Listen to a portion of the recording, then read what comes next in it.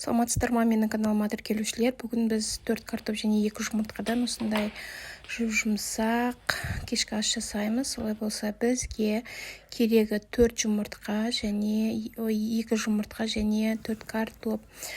Алдымен біз 4 картопымызды үкіштен барлығын өткіздіріп аламыз.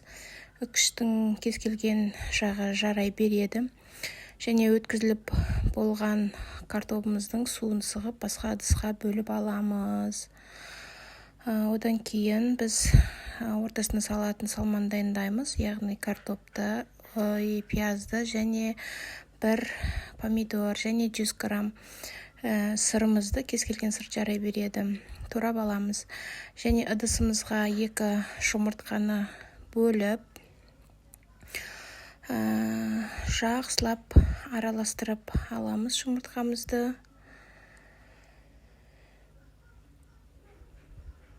Жақсылап араластырамыз. Араласқан жұмыртқамызды жаңа картоптың үстіне құямыз. Үкіштен өткен картопымыз. Үстіне 2 шай қасық тұз саламыз.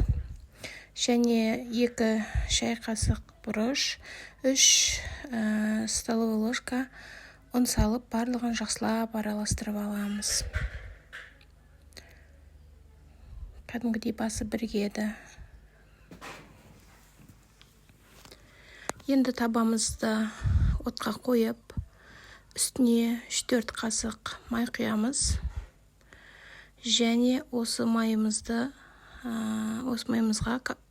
пиязымызды қорып аламыз.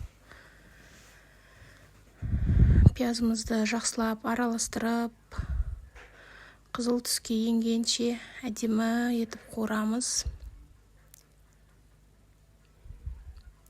Бұл біздің тағамымыздың ортасына салғанға салмасына. Мінекей әдемі болып қуырылып жатыр біздің пиязымыз. Енді осының үстіне кішкене укроппен жаңағы 1 помидорымызды саламыз, яғни қызанағымызды. Бұны да жақсылап араластырамыз. Оты жай болу керек, қатты болса күйіп кетеді. Енді біз астына жаңағы дайындалған картопымызды салып, оның үстіне кішкене сырымызды салып, және оның үстіне жаңа пияздан жасалған салмамызды салдық.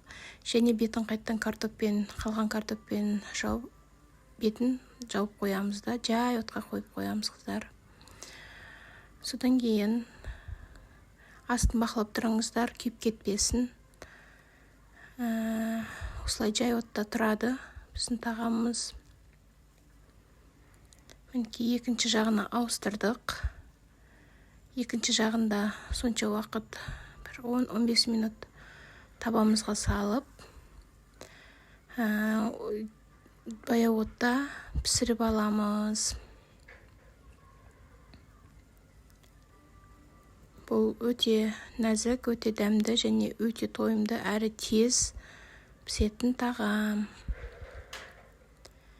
Менің каналыма кіріп, тіркеліп, колокольчикті басып кетуді ұмытпаңыздар, өйткені жаңа рецепттер шығып тұрады.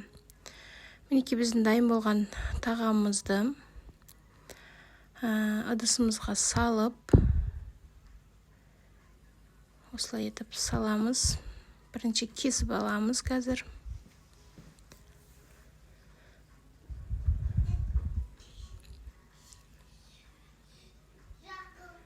Мінекей кесеміз. Өздеріңіз байқап тұрғандағыдай өте жұмсақ тағамның түрі. Осылай кешкі асқа, түскі асқа үйдегілерге дайындап берсеңіздер болады. Маған тіркеліп, коммент жазып, қолдау көрсетіп кетсеңіздер, сіздерге алғысым шексіз. Тағы да басқа да рецепттер күтіңіздер. Астарыңыз дәмді болсын.